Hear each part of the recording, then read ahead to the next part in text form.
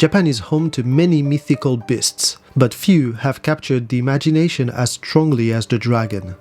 Serpentine, powerful and mysterious, the Japanese dragon is, in many ways, the most Japanese creature one can think of, even if it draws inspiration from other countries like China and India. Throughout the ages, they have in turn ravaged this land or granted it life-saving bounties, and among all the dragons one can find in Japanese tales, 4 have carved their names deeper than the others. Yamata no Orochi.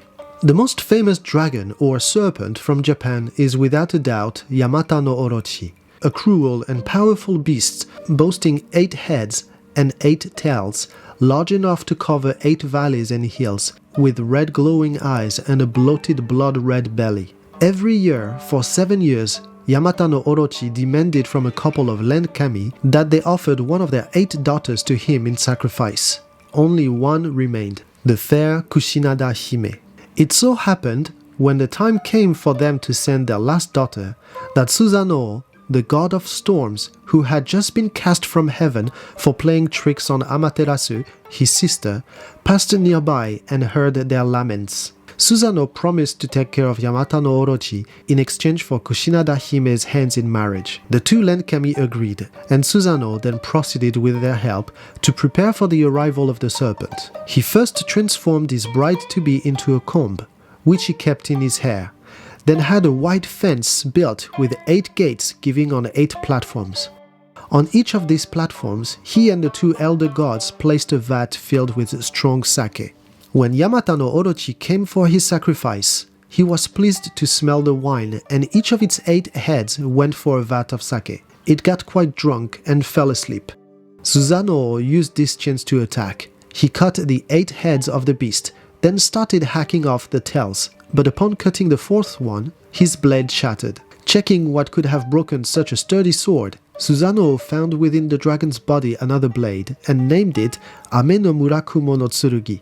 Finding it remarkable, Susanoo later offered it to Amaterasu. This sword, later renamed Kusanagi no Tsurugi, passed down from Amaterasu to the imperial line, is part of the 3 sacred treasures of Japan and has been entrusted to Atsuta Shrine in Nagoya. As such, even if Yamata no Orochi proved evil, from him came one of the most sacred items of the Japanese culture. Other many-headed dragons are mentioned in various Japanese legends, such as the Hindu-inspired 9-headed dragon Kuzuryu, who also demanded sacrifices chosen at random by shooting a white feathered arrow and seeing on which house it landed, or Gozuryu, a 5-headed dragon who terrorized the people near modern-day Enoshima until Benzaiten, goddess of love and music, descended on earth. The dragon fell in love with her, and after he promised to change his evil ways, she agreed to marry him, and the 2 protected the region for as long as the dragon lived. Not all love stories involving dragons end as well as this one though, as we will discover with the second of our 4 great dragons. Kiyohime was the daughter of the leader of Masago, a village in modern-day Wakayama Prefecture. Her family once hosted a certain Anshin, a young, handsome priest on a pilgrimage who caught the eye and the heart of Kiyohime. Anshin made a false promise to Kiyohime that on the way back from his pilgrimage he would stop here again for her, but he never did, and made sure to avoid the place. Her patience growing thin, Kiyohime went after Anshin and found out that he lied. She pursued Anshin and caught up with him on the road, but the priest pretended not to know her. Furious, Kiyohime attacked him, and Anshin resorted to praying for divine intervention.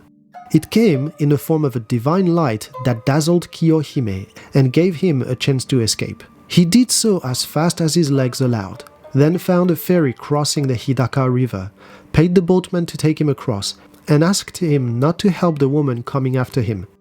This, however, pushed Kiyohime to the limits of her rage. No river would stop her.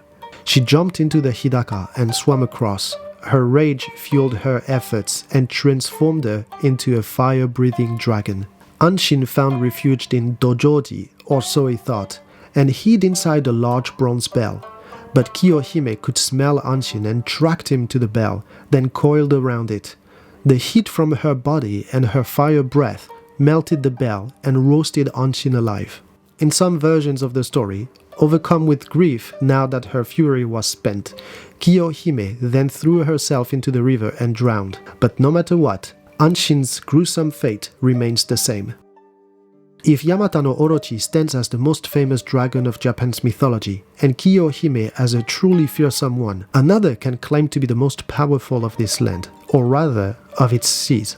Ryujin, the dragon god of the sea. Ryujin, sometimes considered to be the sea kami Watatsumi, or another form of it, is the ruler of the sea dragons, also called at time the Wani. From Ryugu-jo, his undersea palace, Ryujin controls the tides using two jewels, the Hirutama, which can force the tide to recede, and the Mitsutama, which makes it rise. This power has often helped Japan and its heroes. For example, when Prince Hori, his son-in-law, used them to confront his brother and nearly drowned him. But Ryujin is not just a benevolent being, far from it. In one tale, Ryujin steals another jewel from a boat sailing from China to Japan, but when the wife of the jewel's recipient dives to Ryujin's palace to retrieve it, the Dragon King pursues hers and wounds her to death. In another story, to cure a rash, or, some stories claim, to heal his daughter, Ryujin learned that monkey livers have medical properties and wished to acquire some, but it required the monkey to be alive for extraction.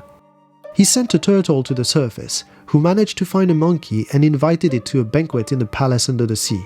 Ryujin treated the monkey to a sumptuous feast involving fine food and sake, but, worrying that the liver of a drunken monkey would be of no help, he asked his jellyfish and flounder servants to take the monkey out to sober up. Thinking that the monkey was out for good, the jellyfish remarked that this animal must be stupid indeed for not realizing they had invited him for his liver. But the monkey had heard those words and asked to speak to the turtle so that he could take it back to land to fetch his liver, which the monkey had left to dry on a branch of his tree, or so he said.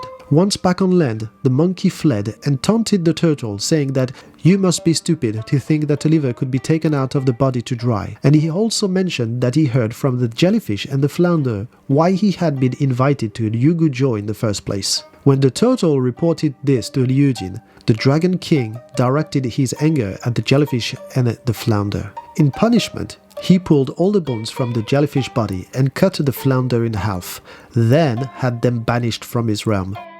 To avoid Ryujin's rage, boneless jellyfish now always swim near the surface, and flounders lie flat at the bottom of the sea. This is what it means to cross Ryujin, the dragon god. But, contrary to Yamata no Orochi and Kiyohime and occasionally Ryujin, the last dragon of this list is the benevolent kind, and a powerful one at that, Zenryo. Zenryo, a Buddhist figure and daughter of a dragon king, is herself a rain god dragon. She shares many traits with the Chinese deity Longnu, daughter of Shagara, one of the 8 dragon kings who, upon being questioned by doubtful disciples of the Buddha, proved to them that female beings can also reach Buddhahood by instantly awakening into a bodhisattva. Zenryo in Japan is rarely associated with this story, but is nonetheless considered truly powerful. As the story goes, in 824 CE, a great drought cursed the land of Japan.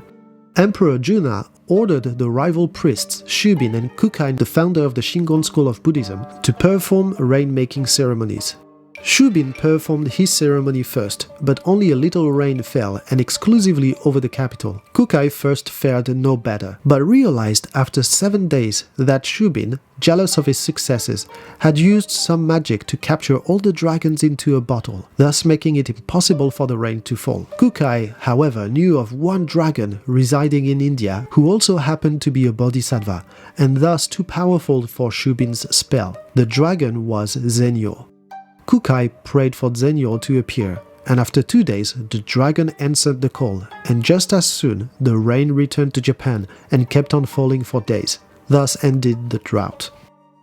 Yamata no Orochi, Kiyohime, Ryujin, and Zenryo, 4 examples of powerful, mysterious, and sometimes dangerous Japanese dragons.